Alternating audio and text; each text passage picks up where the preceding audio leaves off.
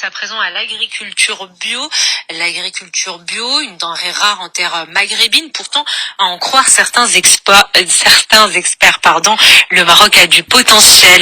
L'agriculture biologique, quels enjeux, quels défis? Le docteur Khalid Azim, docteur ingénieur agronome en agriculture biologique et compostage, est avec nous. Bonjour et bienvenue. Bonjour. Avant de vous laisser la parole, Donia, j'invite nos auditeurs à réagir sur notre application Lux Radio. Alors c'est vrai que le mode de consommation actuel fait que sur les étals des magasins, on commence ici au Maroc à voir des produits estampillés bio, issus de l'agriculture biologique, produits frais. Il y a même aussi certaines boutiques spécialisées qui ouvrent leurs portes. On peut néanmoins s'y perdre parfois. Alors qu'est-ce que implique tout d'abord ce qualificatif biologique ? Merci, je vous remercie tout d'abord pour l'invitation. Avec plaisir. Je prends cette occasion pour expliquer un petit peu davantage qu'est-ce qu'un produit biologique. Un produit biologique, c'est un produit qui respecte les principes de production biologique selon un cahier de charge. Production végétale, production animale, production transformée, et qui a un logo. Donc il est contrôlé, inspecté par un organisme de certification et de contrôle. Et donc on peut le reconnaître à travers un logo. Ce logo doit être conforme à la réglementation marocaine, qui est le numéro 3912, qui a été promulgué en février 2013 et qui est entré en vigueur à partir de septembre 2018. Je pense qu'il y a un arsenal juridique assez renforcé au Maroc et qui va être la plateforme de développement de la filière biologique au Maroc, au niveau national, mais au niveau à l'export aussi. Alors récemment, il y a un chiffre qui est sorti. Au Maroc, la superficie consacrée à l'agriculture biologique a atteint les 11 000 hectares. Ça, c'était selon le président du club des entrepreneurs bio. Un nombre plus ou moins modeste comparé à d'autres pays, notamment d'Europe. Alors, une agriculture plus durable, plus efficace et profitable à tous, c'est le credo. J'avais envie de vous poser la question, comment aujourd'hui combler cet écart, notamment entre le Maroc, qui en est aujourd'hui aux prémices, par rapport à d'autres pays comme en Europe où l'agriculture biologique, on va dire, est dans un état plus avancé. Oui, déjà le chiffre il est un petit peu surestimé. Donc actuellement on est à peu près à 9 353 hectares de surface cultivée. D'accord, donc même 11 000 hectares, c'était déjà... Peut-être que ce sont des surfaces en conversion qui vont être certifiées l'année prochaine. C'est des prévisions. Voilà, c'est des prévisions. C'est la somme entre ce qui est certifié et ce qui est en conversion. Mais ce qui est certifié actuellement, ce sont des chiffres de 2018. D'ailleurs, je remercie la DDFP, du ministère de l'Agriculture, qui sont très présents pour donner l'information exacte sur les superficies des exportations, les pourcentages par région, etc. Par rapport, il faut pas oublier qu'il y a les surfaces de collecte naturelle qui sont estimées à peu près à 200 000 hectares, 272 000 hectares 900. Ce sont les plantes aromatiques et médicinales, les surfaces de l'arganerie, l'olivier biologique naturel qui est certifié comme étant un espace de collecte naturelle. Pour venir à votre question, rattraper le retard à l'Europe, il faut savoir déjà le commercialiser ce qui est existant au Maroc et voir les surfaces supplémentaires. On a énormément d'espaces naturels qui n'attendent qu'à être certifiés. Donc je prends l'exemple de cactus de la vallée d'Aïs-Parman, je prends le cas des plantes aromatiques et médicinales dans l'oriental. Il y a des surfaces potentielles à certifier et qu'il faut pas omettre. Je pense que il faut que ça soit pris en considération par les autorités compétentes en collaboration avec la FIMABio, qui est la Fédération interprofessionnelle de la filière des productions biologiques au Maroc, qui est le représentant légal et officiel par rapport au gouvernement, qui représente la filière biologique d'ailleurs. Et aussi, il y a déjà un contrat-programme sur des objectifs à réaliser, des surfaces. Si vous permettez, donc j'ai une idée sur les surfaces, donc entre le contrat-programme qui a été de l'ordre de 1,221 milliard de dirhams entre 2011 et 2020, on n'a pas beaucoup réalisé par rapport au budget qui est alloué, parce qu'on travaille à volontariat, donc on n'a pas un staff administratif, on n'a pas un staff technique qui suit l'évolution de contrat-programme, mais je pense que le travail un agrobiologiste sont des militants par défaut, donc ils travaillent en volontariat avec leurs propres moyens de bord, mais quand même on a réalisé beaucoup de choses. Donc il y a certification actuelle qui était en 2011, c'est à 4000 hectares.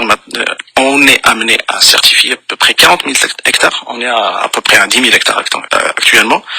Et la production doit produire jusqu'à 400 000 tonnes d'ici 2020, 60 000 tonnes d'exportation et 800 millions de dirhams en devises en 2020. Donc 2020, c'est demain. Hein. C'est demain, effectivement. Donc chaque filière, chaque interprofession a des objectifs. Quand on arrive à réaliser cet objectif à 60%, 70%, il vaut mieux arriver à quelque chose au lieu de ne rien réaliser. Alors pour en revenir justement à cette certification, puisque vous disiez tout à l'heure qu'il y a un cahier des charges à respecter, comment est-ce qu'elle s'établit? Comment ça se passe la certification bio? Qui l'établit concrètement? Concrètement, il y a des organismes de certification et de contrôle agréés par le ministère de l'Agriculture. C'est la commission, la CNP Bio, la Commission nationale des productions biologiques. C'est une commission interministérielle et qui donne l'agrément aux certifications, aux certificateurs, des organismes privés, que ce soit nationaux ou bien internationaux, qui s'installent au Maroc. Donc d'ailleurs, il y a deux actuellement. Il y a EcoCert et il y a CCPB. CCPB Maroc, bien sûr. Il y a un troisième qui va venir d'ici 2020. Un troisième. Ce sont des organismes privés qui sont qui ont eu l'agrément du ministère de l'Agriculture et qui sont contrôlés au niveau international par soit COFRAC, soit Accredia, selon la réglementation ISO 65. Donc il y a un contrôle national et un contrôle international. Ce sont ces organismes qui donnent la certification aux producteurs, aux opérateurs, que ce soit des producteurs, des transformateurs, donc la transformation agroalimentaire, ou bien les distributeurs et exportateurs. Il faut savoir que le train de certification biologique est un train qui est très complexe, mais en même temps qui est très sûr. Et ça prend combien de temps? Ça prend entre 1 mois et demi pour avoir une certification de commercialisation et d'export. Mais pour la production, si on vient d'entrer en mode de production biologique, on doit passer par une période de conversion de 2 ans pour les cultures annuelles et 3 ans pour les cultures pérennes.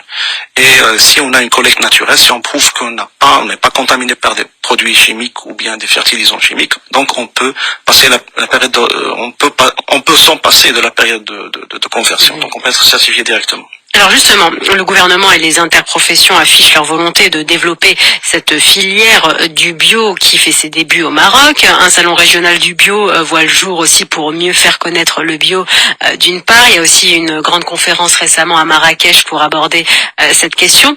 Toutefois, si aujourd'hui des agriculteurs veulent se convertir, est-ce qu'ils sont suffisamment soutenus? Est-ce qu'il y a des mesures incitatives pour développer, pour accélérer ce développement de la filière? Ouais, effectivement. Donc il y a déjà le soutien de la FIMABio, qui est l'association, la fédération des interprofessionnels de la filière des productions biologiques, qui contient, à vrai dire, il y a 3 associations qui composent cette fédération. C'est l'association nationale des productions biologiques, l'ANAPROBio. Donc je suis membre du bureau exécutif. Je suis membre aussi du conseil d'administration de la FIMABio. Et aussi il y a l'association Valbio qui concerne la transformation agroalimentaire. Et aussi il y a l'association Anadexbio, qui est l'association de la production exportation, distribution des produits biologiques. Donc il y a 3 maillons productifs qui composent la FIMABio et il y a des opérateurs dedans et qui sont prêts à accueillir des nouveaux adhérents, des nouveaux opérateurs, et ils sont prêts à leur donner leurs aides pour effectivement avoir plus d'informations et faciliter leur insertion dans la procédure de certification. Il y a aussi des certificateurs qui donnent des conseils et qui aident à la certification, mais plus de ça, on aimerait bien que la loi, le décret d'application plutôt de la subvention à la certification soit sorti, parce qu'on attend depuis 2013 qu'on attend la subvention. Donc ça veut dire qu'il y a une loi qui existe et depuis 6 ans c'est en stand-by. Bon, la loi, elle est déjà là, mais la subvention, elle est en cours. Donc en cours depuis 6 ans. Voilà. Pourquoi ça coûte combien une certification pareille? En principe, ce sont des paliers de certification. Donc, on a de 0 à 5, on a un prix, de 5 à 10, je me rappelle plus du barème. Selon la superficie, en fait. C'est selon la superficie. Donc, on commence à partir de 6 000 dirhams, 7 000 dirhams par hectare, jusqu'à avoir 4 000 dirhams par hectare si on a des surfaces plus intéressantes. Et je pense que le coût de certification va être revu à la baisse, parce qu'il y a la subvention. Donc, on a prévu une subvention de 90% du prix de certification par hectare pour les petits producteurs moins de 5 hectares et plus de 5 hectares, ils ont une subvention à la certification de 70%. Je pense que c'est intéressant, mais il faut, en plus de la certification, il faut encourager l'exportation, la transformation agroalimentaire et surtout encourager le marché national. Il faut, oui. Oui, allez-y, terminez votre phrase. Ouais, effectivement. Donc il faut encourager le consommateur à consommer bio, à chercher le logo marocain. Ils n'ont qu'à chercher sur Google, ils peuvent chercher le logo marocain. Il y a un logo marocain qui existe depuis longtemps. Voilà. Et il faut le chercher. Donc il y a un label certifié bio, officiel, et c'est marocain. Autre question justement, vous parlez tout à l'heure de la consommation, pousser les gens à consommer bio. Alors quand on évoque le bio, on imagine les bienfaits sur la santé, sur l'environnement, c'est souvent ce qu'on met en avant. Toutefois, si je me trompe pas, on retrouve des traces de pesticides dans les aliments cultivés en agriculture biologique. Oui, effectivement. Donc on peut les trouver, mais c'est très rare de les retrouver. Donc d'ailleurs, l'organisme de certification et de contrôle est là pour déceler ces dépassements. Et s'il y a des traces de pesticides, est-ce que le produit est certifié bio? Non, pas du tout. Pas du tout. Non, il est activé, il est écarté. Donc on a débattu ça sur la conférence à Marrakech. Une des recommandations, c'est démocratiser la consommation des produits bio au marché national. C'est vrai qu'en Europe, c'est déjà démocratisé. Donc, on a des produits biologiques certifiés avec des prix nettement intéressants par rapport au conventionnel. Mais au Maroc, on a encore des produits qui sont très chers. Il faut encore les retrouver. Alors avant de terminer, j'avais aussi envie de vous présenter les conclusions plutôt surprenantes d'une étude britannique qui a évalué en fait les impacts en Angleterre et au Pays de Galles d'une agriculture 100% biologique. Alors des chercheurs ont estimé que si l'Angleterre et le Pays de Galles optaient justement pour une production agricole 100% bio, les émissions de gaz à effet de serre augmenteraient. Et on sait que l'urgence climatique est en ce moment au cœur des discussions à Madrid pour la COP, et les rendements étant moindres, les pays seraient alors obligés de convertir les prairies, les forêts en surface agricole, d'augmenter leurs importations. Alors ces conclusions sont nuancées car de l'avis d'autres experts, elles ne prennent pas forcément en compte les bénéfices de l'agriculture biologique sur la biodiversité et la pollution des sols notamment. D'où ma question, est-ce que l'agriculture biologique est l'exemple à suivre ? Je pense que l'agriculture biologique n'est pas la seule solution. Il est une des solutions. Donc, quand on accepte en agriculture biologique la biodiversité, donc il faut accepter encore la biodiversité des solutions. Donc, l'agriculture biologique, c'est une des solutions qu'on peut proposer pour l'agriculture, le système d'agriculture et de production de produits de denrées alimentaires. Revenons à votre question. Effectivement, l'effet de serre, les gaz à effet de serre, au système produit du biologique peut être un petit peu élevé par rapport au conventionnel. Mais je pense qu'il faut prendre en considération aussi le potentiel de l'agriculture biologique à séquestrer plus de carbone dans le sol. Si on a plus de mécanisation, donc on met moins d'herbicides pour tuer les mauvaises herbes ou bien les adventices, c'est parce que on veut pas traiter avec des produits chimiques. Donc l'agriculture biologique respecte l'environnement où on fait la production, respecte l'opérateur, l'agriculteur, qui est en train de produire des produits agricoles pour notre propre consommation. Mais en plus de ça, un produit biologique respecte encore plus le consommateur. Donc le bio respecte la chaîne de production, la chaîne de valeur de la production. Bon, je sais que c'est un équilibre qui est quand même très fragile. Ah oui, effectivement, c'est très fragile, mais il faut le chercher. On peut pas se cacher derrière ce mythe qu'on peut pas produire bio à 100%, mais on essaie quand même de le produire. Donc il faut prendre en considération que si on met plus de mécanisation, on dégage plus de carbone, de CO2, mais on séquestre plus de carbone dans le sol en mettant plus de compost, en mettant plus de fumier dans le sol, en fertilisant d'une manière organique notre sol. C'est un potentiel de séquestration de carbone qu'il faut prendre en considération, qu'il faut encourager. Donc actuellement au Maroc, on n'a pas d'incitation à séquestrer plus de carbone, mais je pense que après la COP22, je pense en 2016, je pense que le Maroc doit s'orienter vers cet objectif et séquestrer plus de carbone et inciter, encourager les activités de compostage et aussi les activités d'amendement organique. Le Maroc se met doucement, petit à petit, à l'agriculture bio. Merci beaucoup, docteur Khalid Azim. Je rappelle que vous êtes docteur ingénieur agronome en agriculture biologique et compostage. Merci pour votre éclairage.